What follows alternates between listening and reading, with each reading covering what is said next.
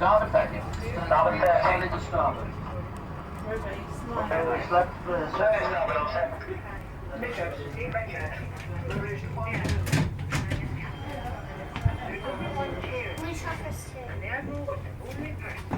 Sean, you don't have to, put it down then.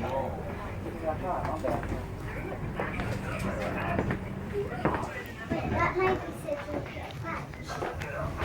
Oh, I think something about the squirrels. Alright, let's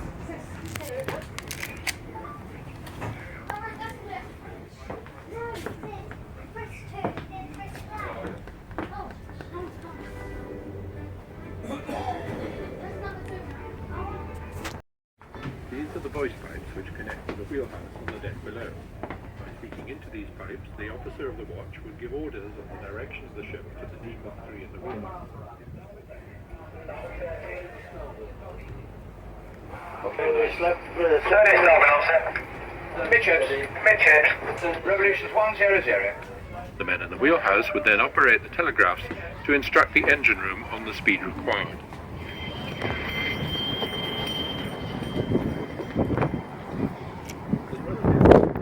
With overall charge, there would normally be a lookout and a signalman stationed here when Britannia was at sea. Together, it was their job to ensure that everything went according to plan. But the man with the ultimate responsibility for Britannia and the safety of the Queen and crew was the Admiral, Protective Council. The only chair, you see, was for his use alone. In this high-pressured environment, everyone else was expected to be upstanding, always on the alert, for this was no place to relax.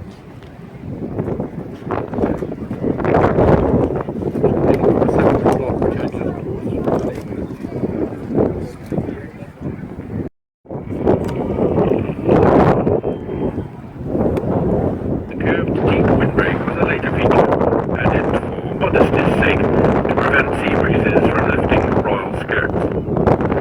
Beyond the royal bridge is the cable deck of the yacht, known as the forecastle. It was from here that the anchors and cables for mooring Britannia were operated. In the centre of the deck you can see two round capstans used to raise and lower the two anchors, which each weigh more than 3 tons.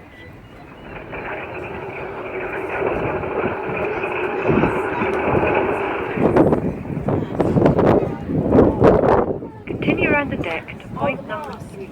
Hey guys.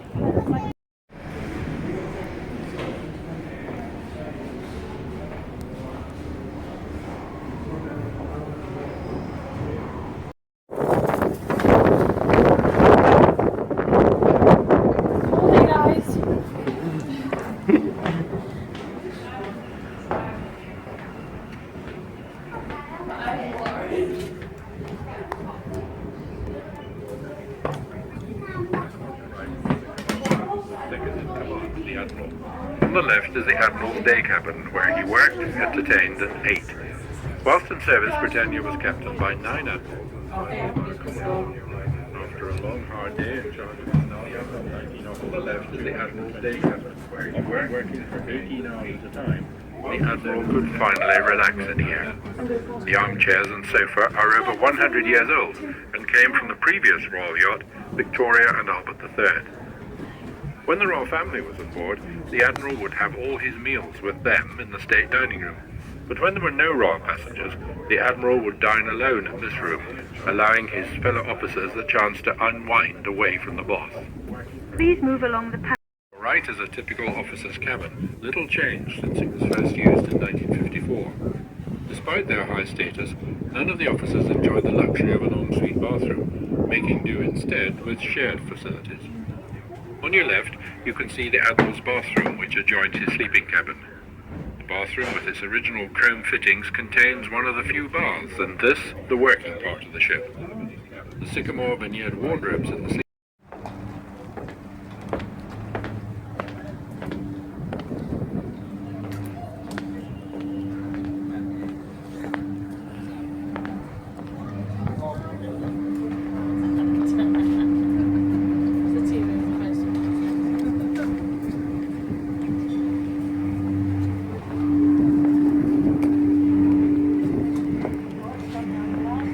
When Britannia was built in 1953, a garage to house the Phantom 5 Rolls-Royce, or occasionally the Royal Land Rover, was considered an absolute essential.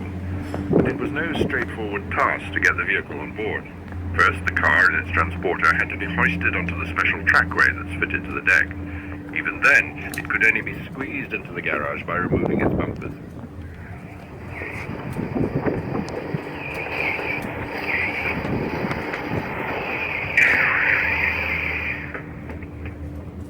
In more recent times, a suitable car could normally always be found in the country that the Queen was visiting, so the Rolls was rarely carried and the garage put to use as a beer store. Overhead you can see the pulleys or davits on which the Britannia's motorboats were stowed. The empty one carried the Royal barge, which you'll see later on the tour.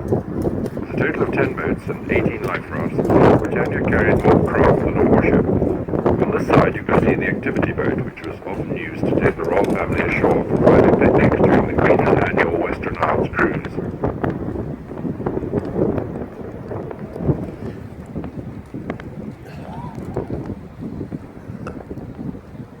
The front of the ship on either side are 2 identical motorboats. Now, 45 members of the royal household who attended the Queen on state visits. Continue along this deck. Just like the center. Here are higher than anywhere else in the yacht. This is the reason first bedroom. By placing them at this height above the deck, any accidental glimpses into the royal bedrooms could be prevented. Carry on along here until you reach the veranda deck.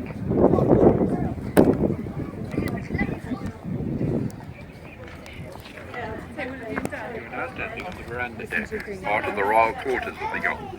It was here that the royal family could relax in privacy, sunbathing or enjoying games of quoits or deck hockey on this, the largest deck in Britannia. Prince Philip would occasionally set up his easel here and indulge in the royal pastime of painting. There was even a collapsible swimming pool which was sometimes placed here for the royal family to take a dip in. The veranda deck was also used during formal state occasions for receptions and sometimes for group photos. Then the Queen and her guests of honour would line up, and the ship's photographer, Snaps, would set up his camera to record another historic moment. 1, 2, 3. Thank you, ma'am. Hanging outside the Sun Lounge is Britannia's bell.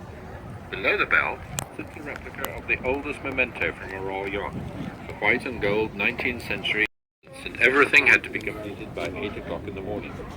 If a yachtsman did encounter any of the royal family, he had to stand absolutely still and look straight ahead until they had passed. It was also a Royal Yacht tradition that the sailors were not to wear their caps when near the royal quarters. Technically, this meant that they were out of uniform, and therefore the royal family was saved from constantly returning their salutes. Once you've finished looking around the veranda deck, move inside. The room was one of the Queen's favourite spaces on Britannia. It was a true family room and offered privacy from the rest of the ship. Here, Her Majesty liked to take breakfast and afternoon tea while enjoying the often spectacular views through the large picture windows. The Queen and the Duke of Edinburgh took a guiding hand in the design of the yacht, selecting furniture, fabrics and painting. Today, their taste remains very much in evidence throughout the royal apartments. The bamboo furniture which you see in this room was bought by Prince Philip in 1959 during a visit on Britannia to Hong Kong. The wall panels with illustrations of former royal yachts cleverly conceal a drinks cabinet on one side and a record player and a game store on the other. The rum tub in the corner of the Sun Lounge dates from Queen Victoria's reign. It was used on Britannia to issue the yachtsman's daily rum ration up until 1970, when the Navy's rum issue was abolished. In between the windows, you can see the base of the mizzenmast, which is 50 pounds. The Queen and the Duke of Edinburgh's sleeping quarters consist of 2 suites with an interconnecting door, each with its own bathroom. The Queen kept many personal possessions in this bedroom, so that it truly was a home from home. But for an official state visit, Her Majesty, together with the 45 attendant staff, would bring on board around 5 tons of luggage. This included the Queen's clothes, accessories and jewellery, which were kept in the wardrobe room, also on this deck, under the watchful eye of Her Majesty's dresser. When you've finished looking in this room, continue along the vestibule.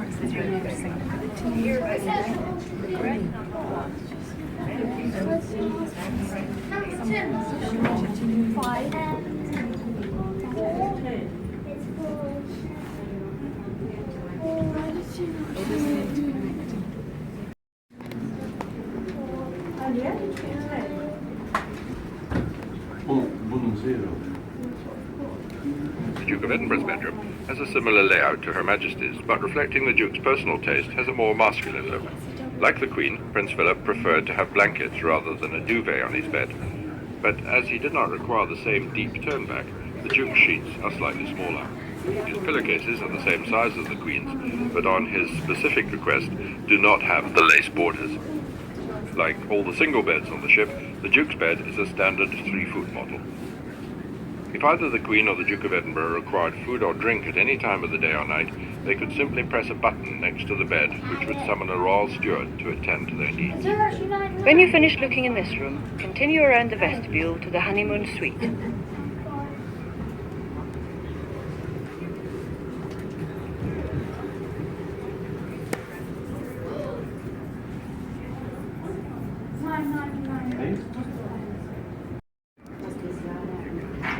This royal bedroom, together with the adjoining room next door, is a mirror image of the Queen and Duke of Edinburgh's bedrooms. While the Queen and Prince Philip's rooms were reserved for their use alone, the bedrooms on this side were used by other members of the royal family. This is the only room on Britannia with a double bed, which was brought on board by Prince Charles when he honeymooned on the yacht with Princess Diana. When the royal children were small, this bedroom and the adjoining room were used as nursery suites.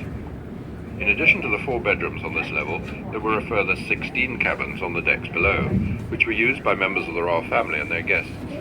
There was also a VIP suite consisting of 2 cabins with ensuite bathrooms and an adjoining sitting room. It was usually given to the most senior guests, and it was here that President and Mrs. Clinton stayed during their visit in 1994. The same suite was used by Mr. and Mrs. Patton on their return from the handover of Hong Kong in 1997. When you've finished looking around the vestibule area, make your way through the sunlight and continue along the deck overlooking the quayside until you reach the staircase. From here, take the stairs down a bit to the next level, the gold level.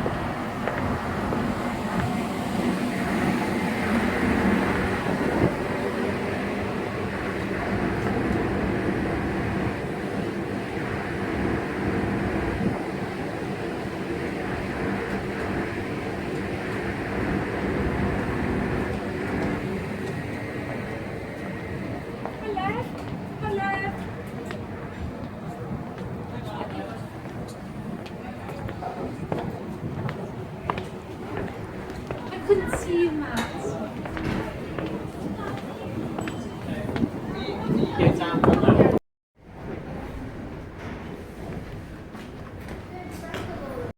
Together with the wardroom next door, formed the officers' main recreational space. Strictly off limits to the rest of the crew, these rooms were a sort of gentleman's club afloat. The officers would gather in the anteroom not only for drinks, but to watch television, listen to the radio, play games, or take part in Britannia's fiercely contested yacht quizzes. One memorable game peculiar to the wardroom was wombat tennis. This involved two teams, a soft toy wombat, and a great deal of noisy encouragement. The game commenced in earnest when the wombat was thrown up into the ceiling fan and the batting began. The wombat, which had been donated by a lady-in-waiting on the understanding that it would receive love and affection, generally came off the worse for wear. Another toy animal who made his home in the anteroom was the small wooden monkey. He arrived on board during the Queen's visit to Copenhagen in 1957, and although no officer was ever allowed to touch him, he mysteriously moved around the wardroom to be found in a different hiding place each day. Today, he's in the case behind the bar, hanging from the silver ship, which is actually the top part of a huge salt cellar reputedly owned by the last Tsar of Russia. It was presented to the officers of the Victoria and Albert by Queen Alexandra in 1906. Although this was the venue for the officers to unwind and indulge in a bit of light-hearted relief, these rooms would often take on a more formal atmosphere, at no time more so than when the Queen and the Duke of Edinburgh or other members of the royal family were entertained here for dinner or a drinks party. Then etiquette prevailed once more. Around the anteroom, joined after a long stint on duty. This part of the room with its elegant dining table was where the officers ate their meals. Breakfast and lunch were more informal affairs, and the officers could come and go as they pleased, but dinner was altogether different. In the evening, the officers sporting the Red Sea rig, the traditional naval uniform at sea of a white shirt, black trousers, cummerbund, and patent leather shoes, would gather in the anteroom next door for pre-dinner drinks. A number of the junior yachtsmen were naval stewards, and it was their job to serve the fine cuisine prepared by the wardroom galley chefs and the excellent wines brought up from Britannia's wine cellar. And for that touch of flair, the Royal Marines Band, when not on royal duty, would provide musical accompaniment to the meal. On formal evenings, tradition dictated that the officers took turns at saying grace, which had to be delivered in rhyme. At the end of the meal, the officers would stand to drink the loyal toast to Her Majesty the Queen, and the Royal Marines Band would play the national anthem. On Britannia, the loyal toast was always taken standing as an extra mark of respect to the Queen. Finally, to round off an altogether stylish evening, the youngest unheard officer would be invited to entertain his colleagues with an amusing after-dinner speech. The pigeonhole box on the wall was where the officers' napkins were stored, and the glass cabinets around the wardroom display many 19th and 20th century objects. Along passage you'll pass Britannia's 3 galleys, one for the officers, one for the yachtsmen, and one for the Queen and royal household. When the royal family was on board, their food was always prepared by chefs from Buckingham Palace who were specially flown out to the ship. Before Britannia set sail, the ship's holds and storerooms were stocked high with fresh, frozen and dried provisions. The cold rooms could hold 2 months' supply of fish and meat, and the dairy and vegetable rooms held enough provisions to feed the whole ship for a month. Fresh bread was baked daily, and whenever possible, local vegetables bought to supplement supplies. Nowadays, the galleys are still used to prepare the mouth-watering dishes that are served at corporate events held in Britannia, so don't be surprised if you can smell cooking. Carry on along the passage and you'll see on your left the Royal Cold Room, which used to be called the Jelly Room, for it was here that the royal children's jellies were stored. Next to the larder is the china and glass pantry, where the Minton and Spode china for the royal dining room was kept. Every cup, saucer, bowl and salt cellar has its own specially designed compartment, hook or rack to hold it. The glassware, some of which dates back to the reign of Queen Victoria's son Edward VII, is all engraved with the royal cipher. Next door is the silver pantry. Much of the silver in here is also Edwardian, and with Britannia's exacting standard, every single item had to be polished daily. Carry on along this passage, through the door. Yacht Britannia, the state dining room. Here, the Queen and the Duke of Edinburgh entertained their guests in spectacular style. Through these doors have walked some of the world's most powerful figures to accept the ultimate honour, an invitation to dine at the table of Her Majesty the Queen. Sir Winston Churchill, Rajiv Gandhi, Nelson Mandela, Bill Clinton, Boris Yeltsin, Ronald Reagan, and Margaret Thatcher all have taken their place in history aboard this royal yacht. What made a banquet on board Britannia quite unlike anything else was the careful planning, the minutest attention to detail, and the impeccable style with which the whole affair was carried off. It took 3 hours to set the 56 places for a state banquet, when the position of every knife, fork and spoon was meticulously measured with a ruler. The menus, which were printed in French long before Britannia set sail, were given to each guest to keep as a souvenir of a very special night. In earlier years, the dining room also doubled as a cinema. Then the large white panels at the end of the room would hinge back to reveal a film projector. Silver grey carpet could also be rolled up to expose a wooden dance floor beneath, although the last time this was used was for Princess Anne's 21st birthday celebrations. Today, the state dining room is still used for exclusive corporate hospitality, and companies entertaining on board experience the same meticulous attention to detail and high standards of service that Britannia is famed for. Around the dining room you can see many of the gifts which the Queen was given during state visits with Britannia. On this side of the room, there are, amongst other things, a ceremonial pig killer from the New Hebrides and a wooden carving of a shark from Pitcairn Island, signed on the back by all the adults living there in 1971, descendants of Fletcher Christian, the leader of the Bounty Mutiny. Look above the alcoves on this side of the room, and you can see a long string of red feather money, bound at each end with leather. It was given to Prince Philip in Santa Cruz in 1957, and was reportedly worth £15 at the time. There are 3 mementos of a ribboat, which Prince Philip picked up from a beach on Deception Island. Next to this is a sword dating from 1738, which was presented to the Queen by the Royal Swedish Navy. And on the far right is a narwhal tusk, given to the Queen during a visit to the Northwest Territories. The glass display cases in the alcoves contain place settings from the royal dining table and gifts from Malaysia, the Pacific Islands, and Arabia, including a glittering display of swords and daggers, which can now be seen at Frogmore House in the grounds of Windsor Castle, where Prince Philip has a special Britannia room. When you're finished in this room, move through the doors where you'll find the Queen's sitting room. To discuss the fine detail of forthcoming royal visits. Even at sea, official affairs took up several hours of the Queen's day, and the red boxes containing state papers would be flown or shipped out to Britannia, no matter where she was in the world. The 2-metre-long built-in desk with its green leather top was where the Queen sat to work, and here the royal writing paper, pens and blotters were kept.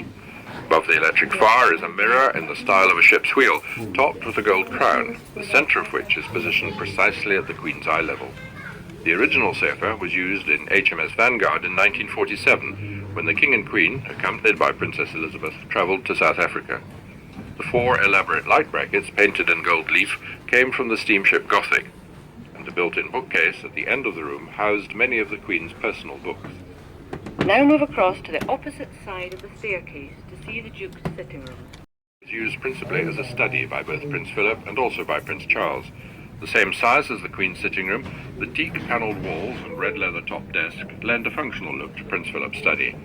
Above the desk is a specially designed display case in which the Duke kept a model of HMS Magpie, His Royal Highness's first naval command. Both the Queen's and Prince Philip's sitting rooms are connected by telephone to each other and to the offices of their private secretaries one deck below.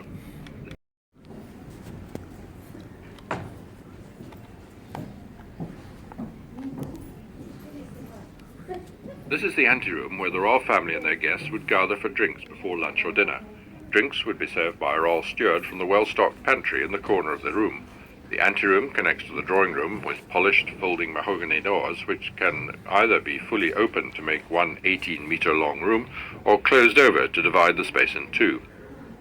Throughout the royal apartments there is a combination of furniture from the Royal Yacht Victoria and Albert, like the mahogany bookcase you see here, and pieces which were bought specially in the 1950s.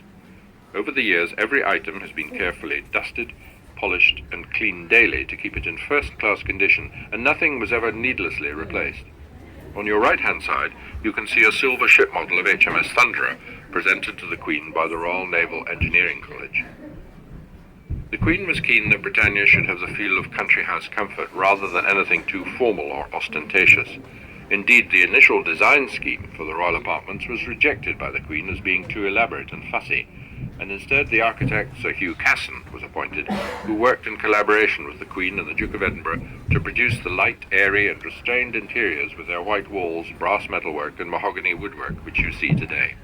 When you've finished in the anteroom, move through to the drawing room. It served both as a place for the royal family to relax and as a reception room. For official functions, the drawing room, together with the anteroom and dining room, could accommodate up to 250 guests. The drawing room is comfortably furnished with chintz-covered sofas and deep armchairs which sit on a luxurious Persian rug. The Queen originally requested an open coal fire in this room, but as Navy practice demanded that a sailor had to be on standby with a fire bucket at all times, this option was rejected in favour of spectacular arrangements of flowers were always to be seen in the drawing room, and indeed throughout the royal apartment. For state visits, flowers were always provided by the host country. But for UK voyages, hundreds of flowers would be picked from the gardens of Windsor Castle and stored in a special cold room where they would keep fresh for several weeks. And it would be the job of one of the yachtsmen, a royal steward, to act as chief flower arranger. When you finish looking around the state apartment, make your way out.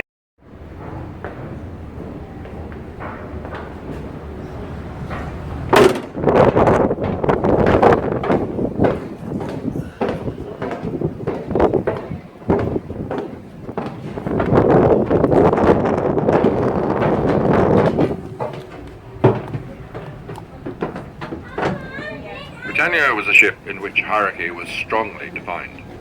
It was reflected in everything from the food served to the sleeping arrangements. Halfway down the pecking order came the petty officers and Royal Marine sergeants, and this was their mess or living quarters, with their sleeping area adjoining. This first room with the bar in the corner was where they would relax. The atmosphere in the mess was notoriously friendly, and all who set foot in here could be guaranteed a warm welcome. An invitation to have a drink here was highly sought after, especially by the Buckingham Palace staff when they were on board. Like the officers' wardroom, the walls of the petty officers and sergeants' mess were lined with signed photographs of the royal family. During the Queen's Western Isles cruise around the northwest of Scotland, the usual strict protocol on Britannia was relaxed, and then the Queen and other members of the royal family would be entertained by the petty officers in here. Over 20 petty officers served, each with responsibilities ranging from radio supervisors and marine engineers to stewards and cooks. Hammocks, which were used until 1970, when the Royal Yacht underwent a refurbishment with major changes to the accommodation on board.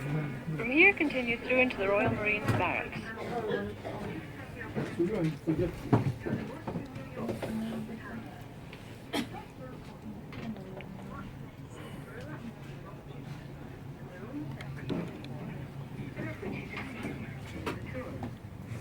Two petty officers were trained to do lots of different jobs.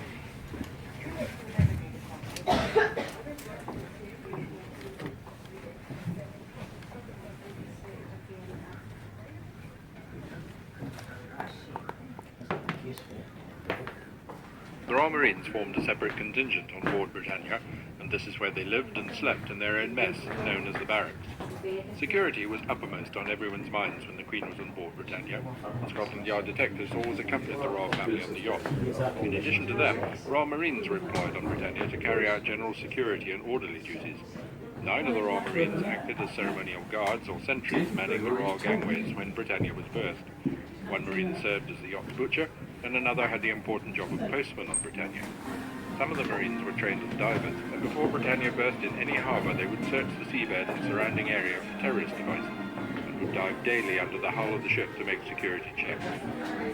Perhaps the role for which the Royal Marines were best known was as Britannia's band. 26 bandsmen of the Royal Marine Band Service, all trained musicians, were embarked to play whenever Britannia was on royal duty. Their repertoire was vast and varied, and in addition to being able to play perfectly the national anthem of each country the ship visited, they could also turn their hand to every type of music from classical to Cayley. A faultless performance was always demanded, and the Royal Marines Band rehearsed daily. But on a ship where silence was golden, this could present a bit of a challenge. Daily rehearsals normally took place as far away from the royal quarters, stacked to the ceiling. Here, as well as their personal belongings, each Royal Marines bandsman had to store up to 26 different uniforms to be worn as royal protocol demanded. The band added much pomp to Britannia's presence, at no time more so than when they conducted the ceremony of beach retreat. This was performed after a state banquet to round off the evening in spectacular Britannia style. The band would take their places in the floodlit quayside, and as the guests watched from the veranda deck, the director of music would lead the Royal Marines Band in a dazzling program of precision marching and military music. When you finished looking in the Royal Marine The shop was well stocked with everything from toothpaste to tobacco. It's all unique to Britannia. The warrant officers and chief petty officers mess. As the most senior yachtsmen on board, the warrant officers and chief petty officers had their own mess with separate sleeping quarters, some of which you can see as you continue the tour. The chief petty officers were responsible for overseeing a range of activities. 2 worked in the medical department, while others worked in the communications room, dealing with classified and encrypted messages for the Queen. 9 of the chief petty officers worked in the engineering department in charge of the engine room, boiler room, and auxiliary engineering equipment, while others, in the supply department, were in charge of catering and provisions for the ship's crew.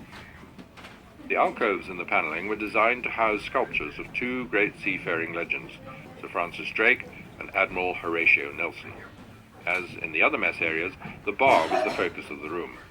However, as senior yachtsmen, the warrant officers and chief petty officers were allowed to have spirits in addition to beer in their mess. From here, exit through the door and continue along the passageway. As you go, you can see some of the sleeping quarters of the chief petty officers.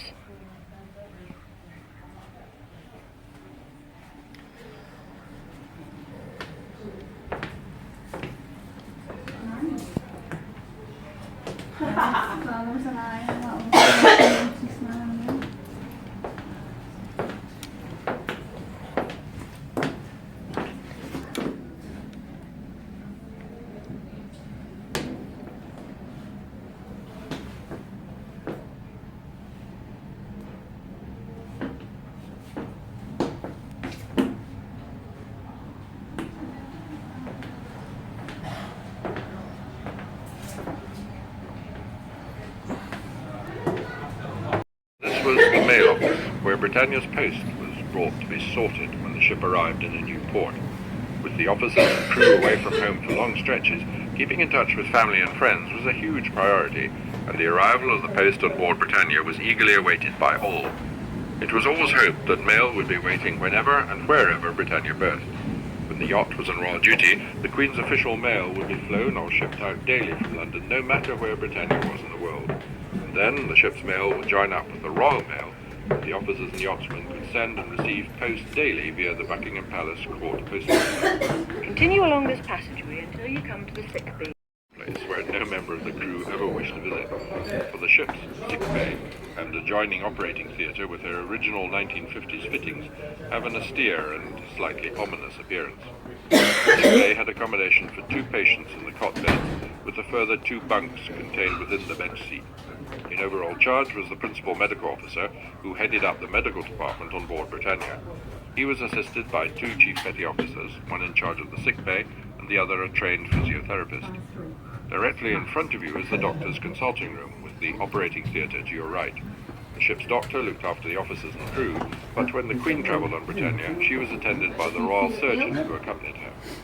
When Britannia was built in 1953, the ship was designed to serve not only as an official royal residence, but also to double as a hospital ship in wartime, complete with dental surgery, laboratory, operating theatre and x-ray room.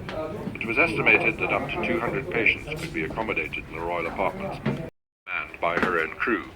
The laundry was also larger than would be usual for a ship for this size. The extra capacity was required should the yacht ever have been converted to a hospital ship. When the ship was on royal duty, the 240 officers and yachtsmen might regularly expect to change uniform up to 6 times a day. With such vast quantities of washing, the laundry machines, dryers and steam presses worked non-stop around the clock. The royal family's laundry was also done here. However, a carefully scheduled rota ensured that their washing was done on different days from that of the officers and the yachtsmen. One of the petty officers was in charge of the laundry, and he worked with a staff of 8 royal yachtsmen to ensure that all on board were immaculately turned out. Most of the equipment which you see here today was originally fitted in 1953 and proved very reliable right up to the time that Britannia was decommissioned. The laundry was a hot and noisy environment, and when Britannia sailed to the tropics, temperatures here were known to soar up to 45 degrees Celsius or 120 degrees Fahrenheit. Up to 600 shirts alone could pass through the washers and dryers in one day. The laundry operated as a non-profit-making venture, and to cover costs, a small charge was made to wash and press each item of clothing. A shirt was charged out at a cost of 6p, and a tropical white uniform at a charge of 22p. The crew of Britannia always prided themselves on never making mistakes. This, of course, could never be totally true, as even the best-laid plans sometimes went astray. This happened on one occasion, when the royal washing turned a delicate shade of blue, and Her Majesty's dresser was less than amused. The cause, it turned out, was a chemical reaction in the copper pipes, which was quickly remedied by adjusting the pH value of the water.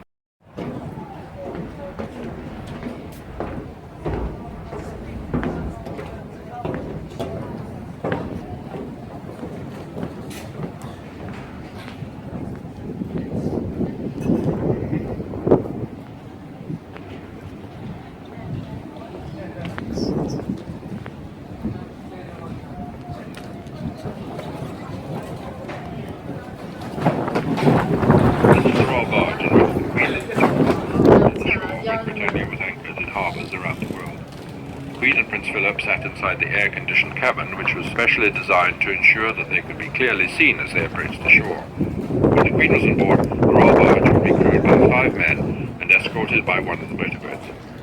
The barge was built by Camper Nicholson in 1964 to replace the previous royal barge, which had originally belonged to the Royal Yacht Victoria and Albert III. It is 12.5 meters, 40 feet long, and has 2 125 horsepower engines, which are capable of a maximum speed of 20 knots, although its normal passage speed is 18 knots.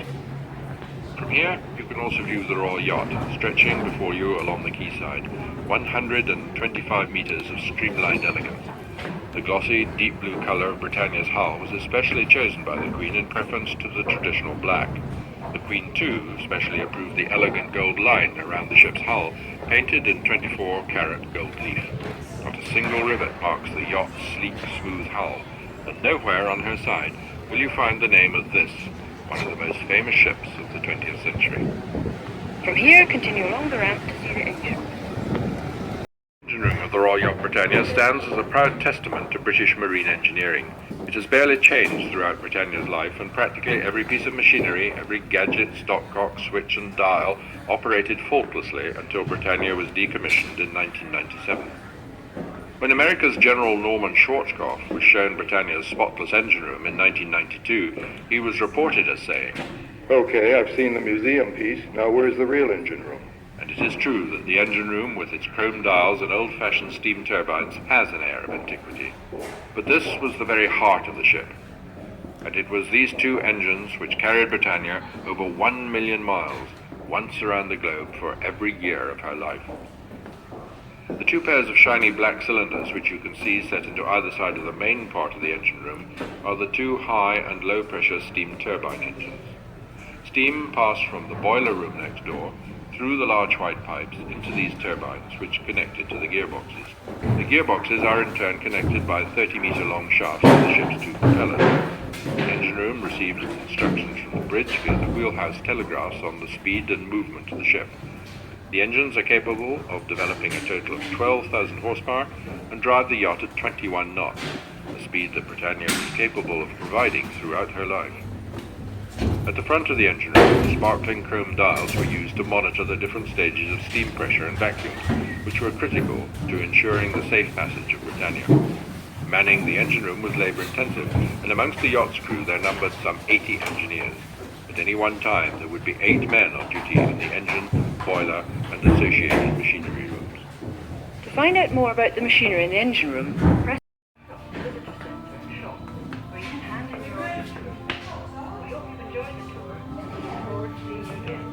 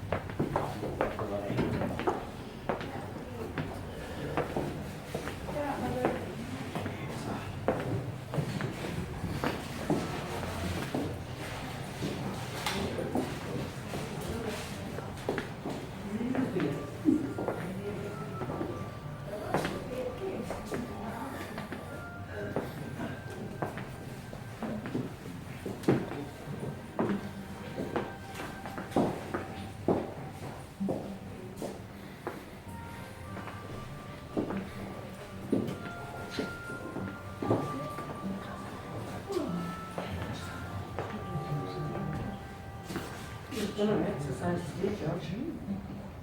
Oh,